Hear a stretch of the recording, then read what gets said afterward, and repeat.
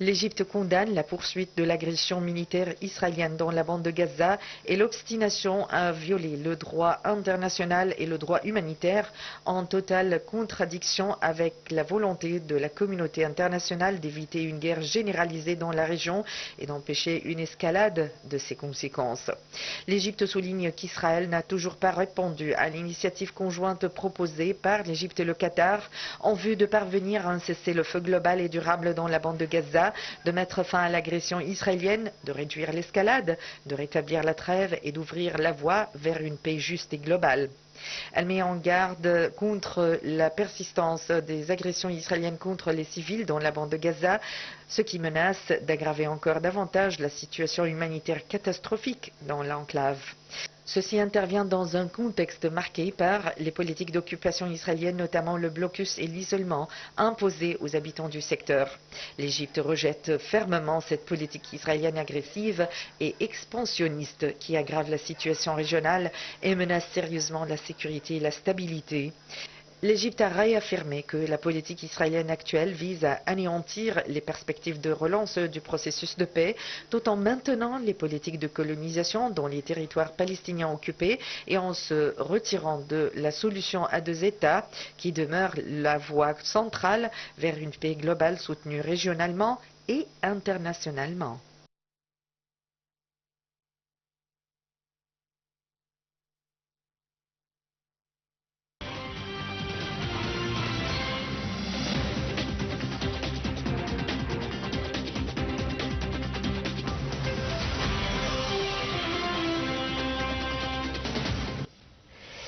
Donc notre expert dans le domaine de la diplomatie, dans le domaine politique, l'Égypte, je crois, mène des combats très acharnés sur ces deux trajets diplomatiques et politiques concernant la question palestinienne en général, notamment la situation dans la bande de Gaza.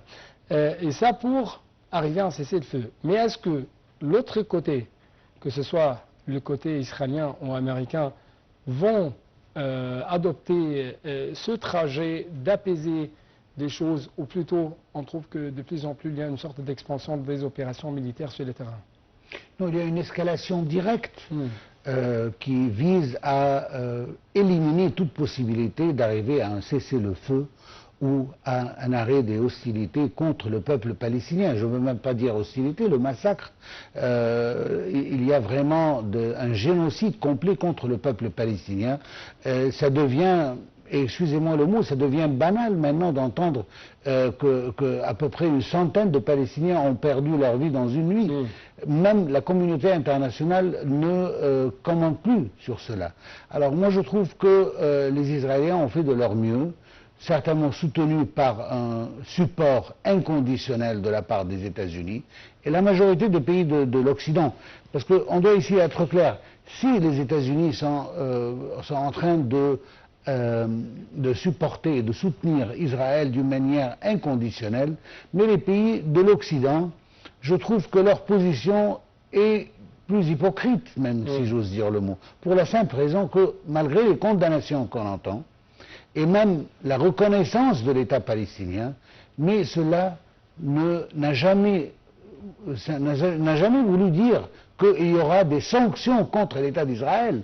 Même quand on entend les mots, essayez de faire attention aux mots utilisés par les pays occidentaux, tels que par exemple les pays de l'OTAN et ainsi de suite. Alors on parle que les armes qui peuvent être utilisées à Gaza, alors là ça devient très mou. Parce que, comment est-ce qu'on peut juger cela? Ça peut être d'autres noms, mais ces armes-là ne vont pas être utilisées à Gaza. Alors c'est d'accord. Moi, ce que je parle, c'est s'il y a une vraie punition pour l'État hébreu, alors on doit parler des sanctions contre l'État d'Israël et bloquer toute arme, et l'exportation de toute arme, que ça soit utilisé à Gaza ou autre. Comme on doit arrêter les importations de la part d'Israël, que ce soit des colonies ou autres, parce qu'Israël ne comprend pas que cette langue-là. Et c'est ça, c'est pour cette raison-là qu'Israël continue avec ses agressions et son génocide contre le peuple palestinien. Parce que cette politique d'impunité qui règne en ce qui concerne Israël, malgré que, par exemple, et on le sait tous, qu'actuellement on est en train de commencer avec le 18e paquet de sanctions contre la Russie. Oui. Alors on parle du 18e paquet de sanctions européens contre la Russie et aucun contre Israël, donc, malgré que... Il y a deux mesures de poids. Certainement, ça c'est clair depuis toujours. Mais j'essaie un peu de contrariser ce que je suis en train de dire. Comment est-ce que ça peut être si concret devant nos yeux? Parce qu'il y a des gens qui voient que la communauté internationale, oui, il y a deux mesures de poids, mais c'est un peu proportionnel. Non, c'est improportionnel. Alors, on a un pays qui a commis un crime d'attaquer un pays voisin, et ce pays-là est en train de subir le 18e paquet de sanctions, tandis qu'un pays qui est en train de commettre un génocide il y a 2 ans, et aucune sanction jusqu'aujourd'hui. Oui. Alors comment est-ce que je peux qualifier les actions et les condamnations de l'Occident que c'est vraiment... J'aimerais quand même nous donner plus d'éclaircissement en ce qui concerne la position britannique. En fait, aujourd'hui, le ministre britannique des Affaires étrangères, David Lammy, a affirmé que son pays continuait de collaborer avec ses partenaires régionaux, notamment l'Égypte et la Jordanie, afin de permettre aux Nations Unies et aux organisations non gouvernementales d'acheminer l'aide humanitaire vers la bande de Gaza. Dans une déclaration prononcée devant le Parlement britannique, Lammy a averti que Gaza faisait face à une famine provoquée, accusant ainsi le gouvernement israélien de faire obstacle à l'acheminement de l'aide humanitaire. Il a rappelé que le Royaume-Uni avait rétabli le financement de l'UNRWA, suspendu les exportations d'armes susceptibles d'être utilisées à Gaza et imposé des sanctions exactement contre ce que je viens d'utiliser. Certains colons israéliens ainsi que contre des ministres d'extrême droite. Il a souligné l'importance de mettre en place un mécanisme de surveillance du cessez-le-feu ainsi qu'un nouveau cadre de gouvernance pour la bande de Gaza. La position britannique, comment vous lisez cette position? Alors, l'histoire des Anglais. Alors, c'est une histoire longue depuis le fameux... La fameuse résolution 242. La promesse, c'est déjà une autre chose, mais on ne veut pas rentrer si loin dans l'histoire. Alors, moi, je parle et comment est-ce qu'on a trouvé un mot qui puisse être interprété par chacun selon ses visions et selon ses ambitions. Mais on laisse ça de côté, mais je veux dire que, comme je l'ai dit au début, qu'il y a une certaine hypocrisie. Moi, ce qui m'intéresse, c'est de savoir exactement les étapes britanniques pour vraiment avoir un pays palestinien juste côte à côte d'Israël. Quelles sont les étapes qu'envisage l'Angleterre pour implémenter ce pays-là? Comment est-ce qu'on va avoir ce pays palestinien? Est-ce que les condamnations suffisent? Arrêter les exportations d'armes qui sont susceptibles, comme vous venez de le dire, susceptibles d'être utilisées à Gaza, ce qui veut dire qu'il y aura d'autres équipements qui ne sont pas susceptibles, mais qui pourront être quand même exportés à Gaza. Il y a un mot ambigu qui doit être utilisé pour laisser la porte un peu ouverte pour qu'on puisse tourner autour des décisions. Tandis que quand il s'agit d'une autre puissance ou d'un autre crime de guerre tel que celui de la Russie, on n'entend pas ces mots. C'est clair, c'est ferme, c'est direct, et c'est au point que non, il n'y aura aucune coopération avec le régime russe à cause des crimes de guerre contre l'Ukraine. Mais quand il s'agit des Israéliens, alors on essaye toujours de montrer qu'on est en train de soutenir le peuple palestinien. Est-ce que vous trouvez que, comme Trump a dit, de telles reconnaissances, que ce soit de telles reconnaissances d'un État palestinien, que ce soit de la part de la France, de la part de la Belgique, qui a proclamé ça aujourd'hui, ou quand même par le Royaume-Uni qui a déclaré ça il y a... et la France avant tout. Il y a quelques semaines. Donc, ne vaut rien aux yeux de Donald Trump? Non, pas du tout. Pour la simple raison que je veux être vraiment direct. Il n'y aura jamais un État palestinien sans un accord de la part d'Israël pour établir ce pays.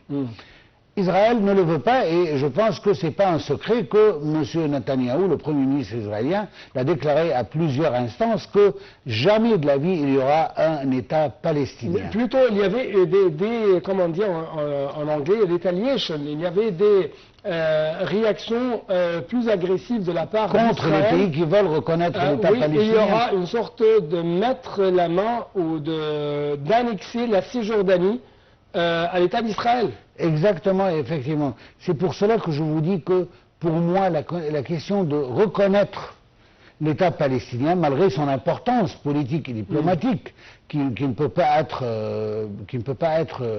nous échapper, mais en même temps, je dois dire que sans des étapes claires, comment est-ce qu'on peut ou comment est-ce qu'on va établir cet État palestinien, alors ça n'a aucune valeur.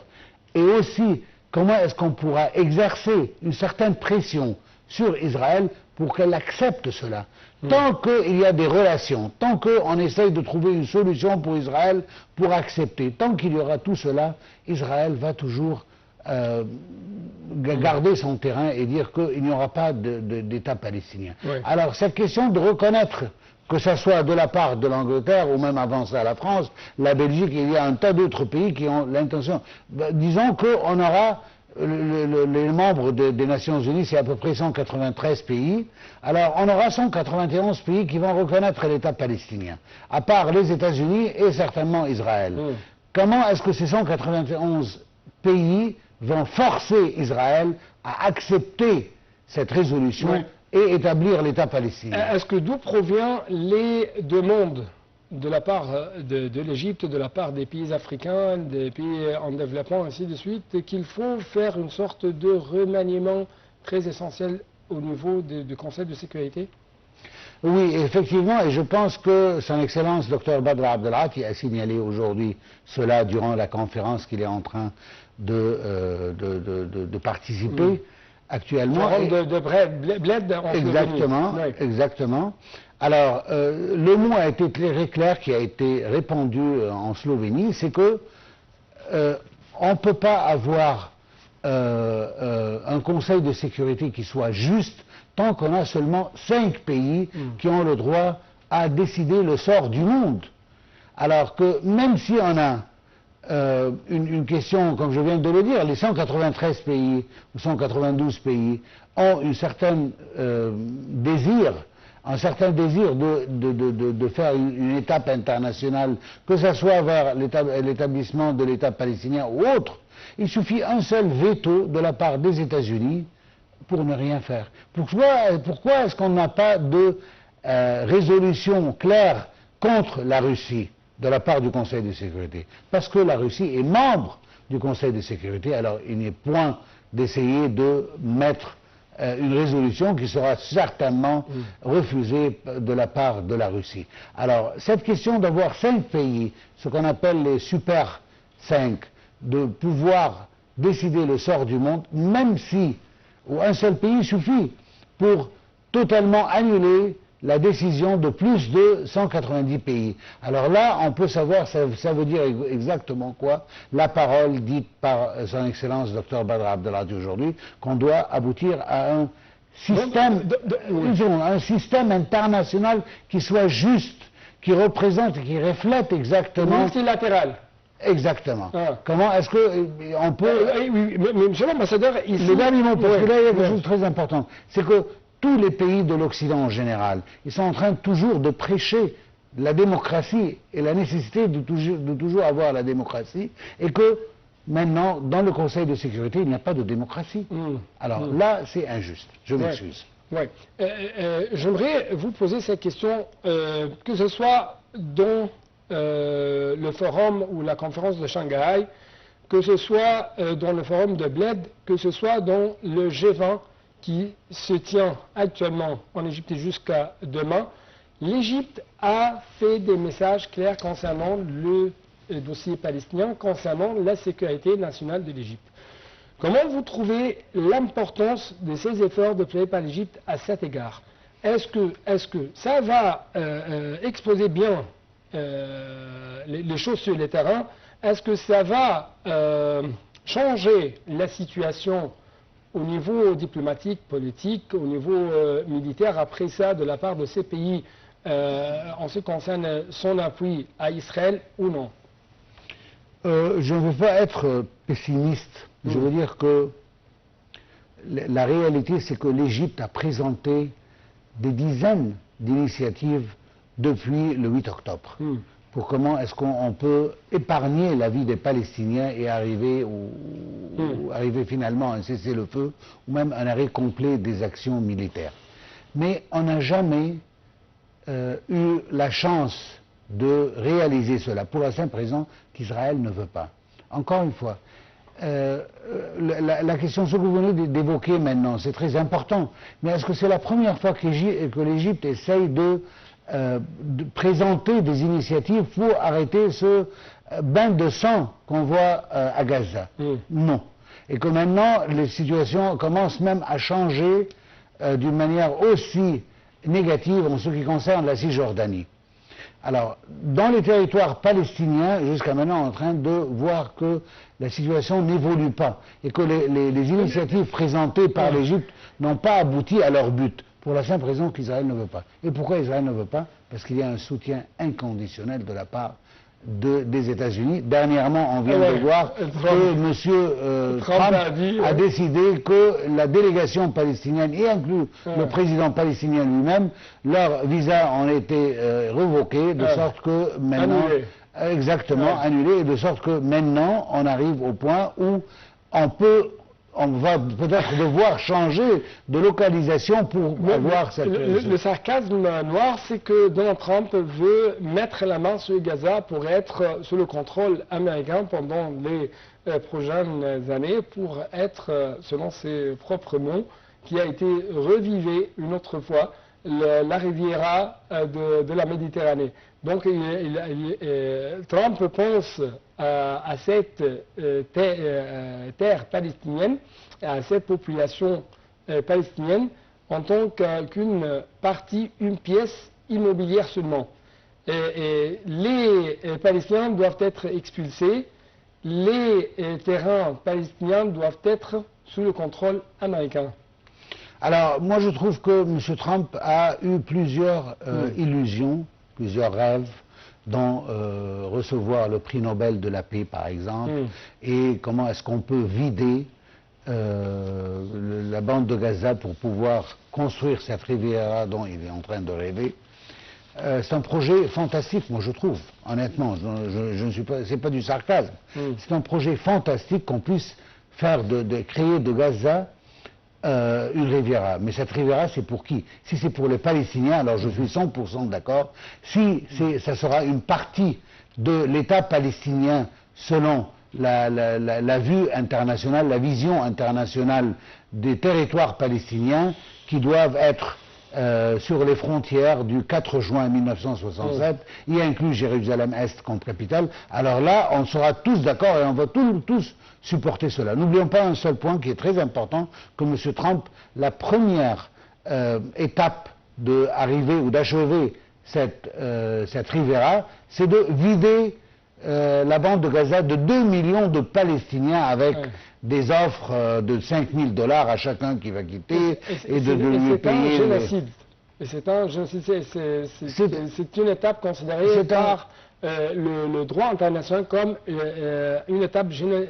Exactement, mais ça c'est un déplacement forcé. Parce que quand on crée des situations sur le terrain qui rendent la vie impossible, alors si même la personne est d'accord pour quitter la bande de Gaza ou cette région-là, c'est forcé parce qu'il n'a pas eu les moyens. Et c'est d'ici que vient le problème. J'aimerais aller vers l'Iran, vers le dossier iranien. Et je dois vous laisser actuellement, chers téléspectateurs, avec une sorte d'analyse en ce qui concerne l'Iran actuellement après le 12 jours de guerre avec Israël.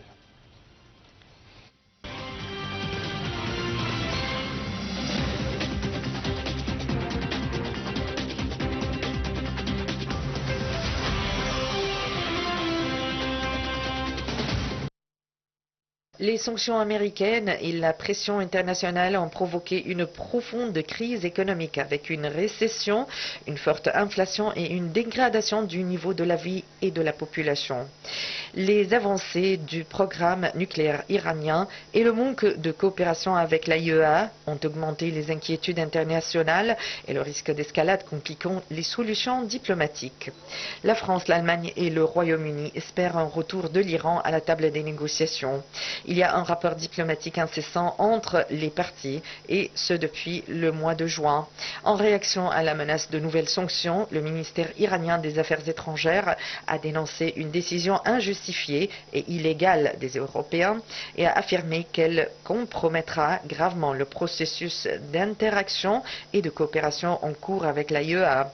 Le chef de la diplomatie américaine Marco Rubio a lui assuré que les États-Unis ouverts à des discussions directes avec l'Iran afin de trouver une solution pacifique et durable à la question du nucléaire iranien. Le délai de 30 jours expirera durant les réunions de la semaine de haut niveau et de l'Assemblement général de l'ONU à New York du 22 au 30 septembre. Dans une analyse rendue publique le 25 août, le Centre de réflexion international Crisis Group souligne le malaise d'une économie déjà confrontée à une forte inflation, à une monnaie en difficulté et à une détérioration croissante des infrastructures.